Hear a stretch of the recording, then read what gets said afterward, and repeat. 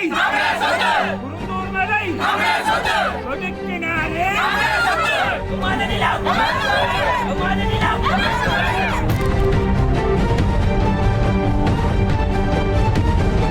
திட்டமிடப்பட்ட ஒரு நிகழ்ச்சி எல்லாம் நடந்து கொண்டிருக்கு. காலங்காலமாக தமிழற்ற பாரம்பரிய நிலங்களை அபகரிக்கிறன்றது.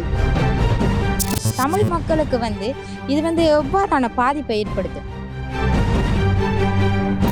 கடந்த கால யுத்தத்தில் தமிழினம் தோற்கப்பட்டால் ஒரு தோற்கப்பட்ட இனமாகத்தான் தமிழினம் கணிக்கப்பட்டிருக்கு.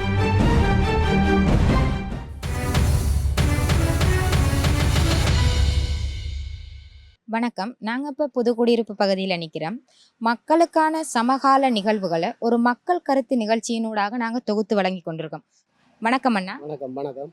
எப்படி இருக்கீங்க? சோமாரி.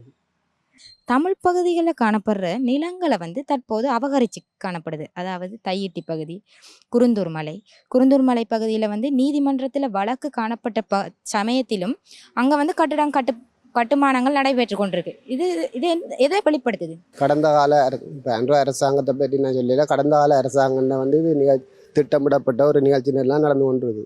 காலங்காலமாக தமிழற்ற பாரம்பரிய நிலங்களை அபகரிக்கிறன்றது கடந்த கால அரசாங்கங்கள் திட்டமிட்டு மேற்கொள்ளப்பட்ட ஒரு நடவடிக்கை.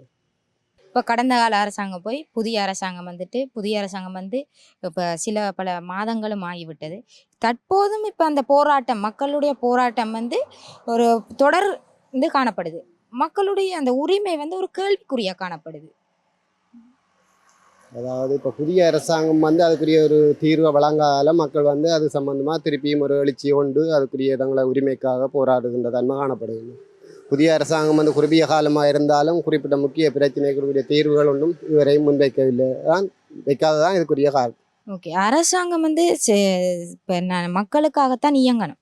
இப்படி காணப்படுற டைமில் ஒரு நிலப்பகுதியில் அவங்களுக்கான நீரோ மின்சாரமோ வழங்குறதா இருந்தால் அந்த மின்சார சபை அந்த காணிக்குரிய ஆவணம் காணப்படணும். ஆனால் இந்த மின்சார சபை அங்கே மின்சாரத்தை வழங்கியிருக்கு. இவங்க எந்த ஆவணத்தை வச்சு கொண்டு இந்த மின்சாரத்தை வழங்கியிருப்பாங்கன்னு நினைக்கிறீங்க? அதாவது தையிட்டி பகுதியில் காணப்படுற விகாரையில் இது அரசாங்க உத்தியோகத்தருடைய அழுத்தங்கள், அதாவது அரசியல்வாதிகள அழுத்தங்கள் காரணமாகத்தான் இப்படியான செயற்பாடு. முந்தைய அரசியல்வாதிகள் என்ன சொன்னாலும் அரசாங்க உத்தியோகத்தர்கள் செய்கிற அளவுக்கு தான் கடந்த கால அரசாங்கங்கள் இருந்தது. அதன் ஒரு வெளிப்பாடு தான் இப்படியான செயற்பாடு. ஆனால் அரசாங்கம் மக்களுக்காகத்தான் இயங்கணும். அரசாங்க உத்தியோகத்தர்களும் மக்களுக்காகத்தான் காணப்படணுமே தவிர அரசு அதிகாரிகள் அழுத்தங்கள், இப்போ அரசாங்கத்தின் அழுத்தம் அப்படி என்று இருக்கக்கூடாது. அப்போ தமிழ் மக்களுக்கு இது எவ்வாறான பாதிப்பை ஏற்படுத்தும்? இப்படியான சில பாதிப்புகளெல்லாம் தமிழர் போராட்டங்கள் வர்றதுக்குரிய முக்கிய காரணங்கள் இதெல்லாம். அதாவது இந்த விகாரைகள் இப்படியான பிரச்சனைகளில் காணப்படுற சந்தர்ப்பத்தில் இவங்களுக்கு இராணுவம் அவங்களுக்கு ஒரு பாதுகாப்பை கொடுக்கும். அந்த விகாரைகள் பிக்குமாராக்களுக்கு பாதுகாப்பு வழங்குது. ஏன் இந்த இராணுவத்துக்கு இவ்வாறான செயற்பாடு? அதாவது கடந்த கால யுத்தத்தில் தமிழினம் தோற்கப்பட்டால் ஒரு தோற்கப்பட்ட இனமாகத்தான் தமிழினம் கணிக்கப்பட்டிருக்கு. அதால் இந்த நாடு சிங்கள நாடாக ஒட்டுமொத்தமாக சிங்கள நாடாகத்தான் கருதப்படுகின்றது. அந்த வகையில் விகாரைகள் தமிழர் தேசங்களிலேயும் நிறைய விஸ்தரிக்கப்படுகின்றது. அதுவும் ஒரு திட்டமிடப்பட்ட செயற்பாடு. அது இராணுவத்தினுடைய பாதுகாப்புக்காக இராணுவத்தை எடுக்கப்பட்டு அது சிங்கள பூமியாக மாத்திரதான் முக்கிய நோக்கம். இந்த வடக்கு கிழக்கு இந்த பகுதி தமிழருக்கான பகுதி. இதில் அநேகமான மக்கள் வாழ்கின்றவர்கள் தமிழர்கள். மொழி தமிழ், அங்கே பின்பற்ற சமயம் இந்து சமயம். அப்படி இருக்கிற டைம் இங்கே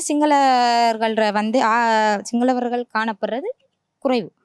அப்படி இருக்கக்கூட இந்த தமிழ் பிரதேசங்கள் ஏன் இந்த விகாரைகள்? அதாவது விகாரைகள் அமைப்பதனூடாக இது ஒரு சிங்கள நாடு என்றதை காட்டுறது, தொல்பொருள் அதுகள் ஆராய்ச்சிகள் மூலம் சிங்கள பூமி என்றதை காட்டுறதுதான் இது முக்கிய நோக்கம். இங்கே தமிழ் பௌத்தம் காணப்பட்டிருக்கு. அதை பற்றி அறிஞ்சிருக்கீங்களா? அதில் நாங்கள் தொல்பொருள் திணைக்கள ஆய்வுகளில் நாங்கள் கேள்விப்பட்டிருக்கோம். அது தான் டீப்பாக நாங்கள் மீளவும் அந்த தமிழ் பௌத்தம் உருவாகும் என்ற ஒரு சாத்தியக்கூறு காணப்படுதா? அது காலம்தான். இப்படியான நிலப்பாடு தொடருமாக இருந்தால் அது மீண்டும் ஏற்படக்கூடிய சாத்தியக்கூறுகள்லாம் கூட இருக்குது. நாட்டில் இப்போ தற்போது சில இரு தினங்களாக மின்சார தடை அதிகமாக காணப்படுது. அதாவது எல்லா பகுதிகளிலும் இப்படி காணப்படுது. ஏன் இந்த மின்சார தடை திடீரென்று இவ்வாறு ஏற்படுறதுக்கு என்ன காரணம்? மீளவும் அந்த பொருளாதார நெருக்கடி வரும்னு நினைக்கிறீங்களா? அது மின்சார தடை என்பது இயந்திர கோளாறு காரணமாக தான் ஏற்பட்டுன்றது. அது ஒரு வளமையான செயற்பாடு தான். அது தற்செயலாக ஒரு நடக்கிற செயற்பாடு. நாங்கள் அதை வச்சு கொண்டு மீண்டும் ஒரு பொருளாதார நெருக்கடி வரும் என்ற இதுக்கு வர முடியாது.